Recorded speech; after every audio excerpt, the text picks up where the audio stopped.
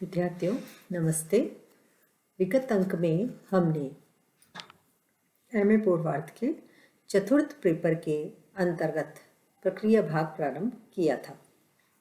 उसके अंतर्गत हमने भाव्यति और भाव्यते रूप सिद्ध किए थे। आज हम पुनः भाव्यते और भाव्यति रूपों की सिद्धि देखेंगे। पुनः हम देखेंगे कि ये रूप हमने किस प्रकार से सिद्ध किया था। देखिए, भाव्यति रूप है भवंतम प्रेरयति इति भाव्यति। अभी हम जो ण्यंत प्रक्रिया पढ़ रहे हैं जिसमें कि णिच प्रत्यय का प्रयोग कर रहे हैं। णिच प्रत्यय प्रेरणा अर्थ में प्रयुक्त होता है, किसी कार्य को करना और करवाना। इस प्रकार से जहाँ प्रेरणा अर्थ द्योतित होता है वहाँ णिच प्रत्यय का प्रयोग हम करते हैं। कौन से सूत्र से करते हैं? हेतुमते च सूत्र से। तो हमें भाव्यति रूप सिद्ध करना है तो हमने भू सत्तायाम धातु से हेतुमति च सूत्र से भू धातु से णिच प्रत्यय किया। च की अंतिम च की हलंत्यम से च की इत संज्ञा करी और चूटु सूत्र से प्रत्यय के आदि में स्थित च वर्ग और ट वर्ग की इत संज्ञा चूटु सूत्र करता है।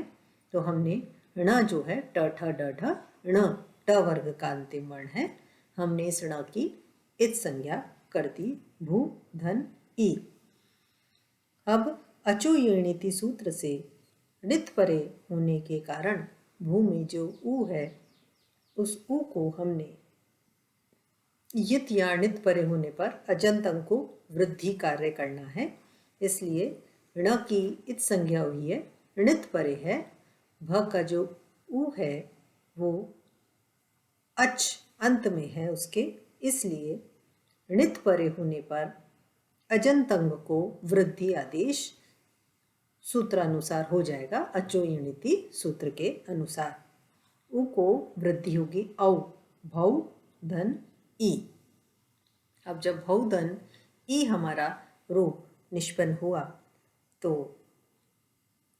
हमने एचो अवयव सूत्र से औ को हमने क्या करा?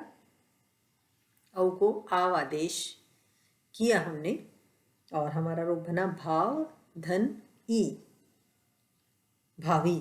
अब भावी रूप बन गया सनाध्यंता धात्व से धातु संज्ञा, क्योंकि भावी जो है धातु नहीं है, भू धातु है, भावी धातु नहीं है। ये मैंने आपको विगत अंक में भी समझाया था।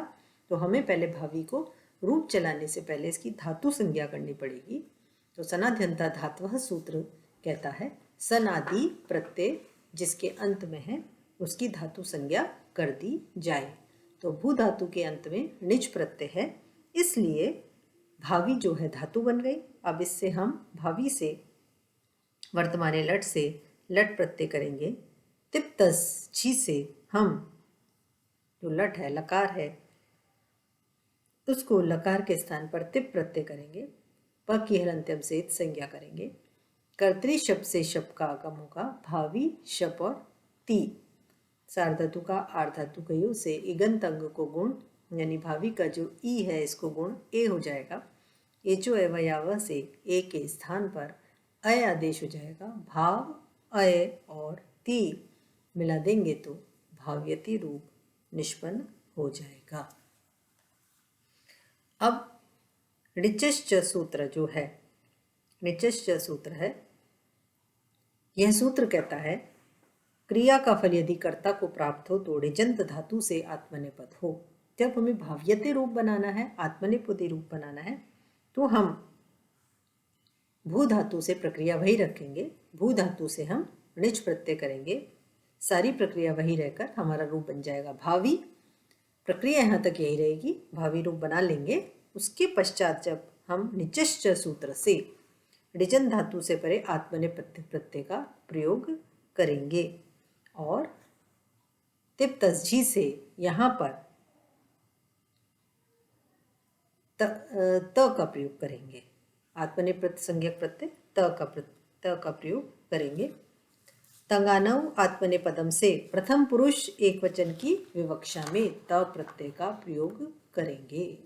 तंगानो आत्मनेपदम सूत्र से यहाँ प्रथम पुरुष एकवचन की विवक्षा में कौन से प्रत्यय का प्रयोग करेंगे? त, आत्मनेपद संज्ञक त प्रत्यय का प्रयोग करेंगे, भावी और त। तो जब हमें भाव्यते रूप बनाना है तो हमें समझ में आ जाएगा रूप देखकर ये आत्मनेपद का रूप है।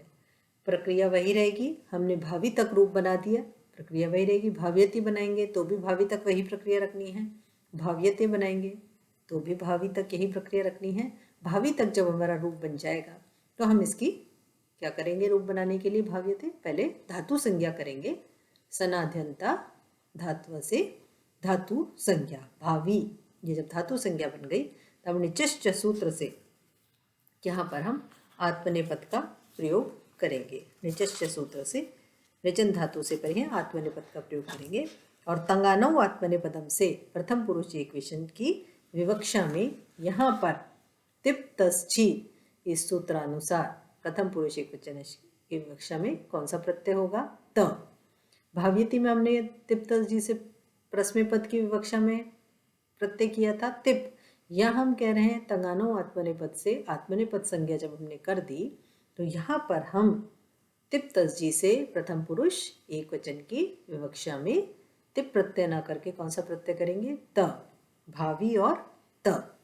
कर्तरी शब्द से शप का आगम हो जाएगा, भावी शप और त। शप में से प की हलंत्यम से संज्ञा, श की लशप तद्धिते से संज्ञा, क्या रूप बना? भावी अ और त। अब सार्वधातु का आर्ध धातु कयो से जो भावी का ई है इसके स्थान पर ए आदेश हो जाएगा, भावे अ और त। एचो अयवा यावह सूत्र से ए के स्थान पर अय आदेश हो जाएगा, भाव अय और त। भाव अय त। अकार जो शब्द का है वो अय में मिल जाएगा तो अय पूरा हो जाएगा, भाव अय और त। संयुक्त करने पर क्या रूप मिल जाएगा? भावयत। अब टित आत्मनेपदानाम टेरे सूत्र से आत्मनेपद की टी को ए हो जाता है तो भाव्यत में त का जो अ है उस अ जो है उस अ को क्या हो जाएगा? ए हो जाएगा और हमारा रूप बन जाएगा भाव्यते। क्या रूप बन जाएगा? भाव्यते। तो भाव्यति और भाव्यते रूप हम इस प्रकार से सिद्ध करेंगे। परीक्षा की दृष्टि से दोनों ही रूप बहुत ही महत्वपूर्ण हैं और परीक्षा में बहुधा पूछ ही लिए जाते हैं, भाव्यति और भाव्यते। आप अंतर समझ गए होंगे कि जब भाव्यति रूप आएगा तो परस्मैपद संज्ञक तिप का प्रयोग करेंगे, प्रक्रिया दोनों में ही समान रहेगी। जब भाव्यते रूप आएगा तो हम तंगानो आत्मनेपदम से आत्मनेपद संज्ञक प्रत्यय त का प्रयोग करेंगे और टित आत्मनेपदानाम टेरे से जो टी है उसको एत्व करके भाव्यते रूप बनेगा। दोनों में अंतर यही है, प्रक्रिया वही रहेगी। भाव्यति में परस्मैपद संज्ञक तिप प्रत्यय का प्रयोग करेंगे, भाव्यते में त प्रत्यय का आत्मनेपद संज्ञक त प्रत्यय का प्रयोग करेंगे और टित आत्मने पदानाम टेरे से टी को एत्व करेंगे। तथा आत्मनेपद रूप जब हम बनाएंगे तो हम निचश्च सूत्र का प्रयोग करेंगे। यहाँ पर हम निचश्च सूत्र का प्रयोग करके लिखेंगे। यदि क्रिया का फल कर्ता को प्राप्त हो तो निजन धातु से क्या होता है? आत्मनेपद का प्रयोग होता है। ये सूत्र का भी प्रयोग हम यहाँ पर करेंगे। अब हम इसके पश्चात जो सिद्धि देखेंगे वह सिद्धि है हमारी स्थापयति। स्था धातु से णिच प्रत्यय का प्रयोग करके प्रेरणार्थक हमारा रूप क्या बनेगा? भाव्यति बनता है, वैसे क्या बनेगा? स्थापयति। तो सर्वप्रथम हम सूत्र देखेंगे इससे संबंधित। अर्ति ह्री व्ली री नुईम शमय्याताम पुगणौ। अर्ति ह्री व्ली री नुईम शमय्याताम पुगणौ। अर्ति ह्री व्ली री नुईम शमय्याताम पुगणौ। री ह्री व्ली री नुईम शमाईम और आकारांत धातुओं को पुक का आगम हो जाता है णिच परे होने पर। सूत्र कहता है री री व्ली री णुईम शमाईम और आकारांत धातुओं को पुक का आगम हो जाता है णिच परे होने पर। अब अगले अंक में हम देखेंगे कि किस प्रकार से हम स्थापत्यीय रूप जब बनाएंगे तो इस सूत्र का प्रयोग करेंगे। तब तक के लिए धन्यवाद।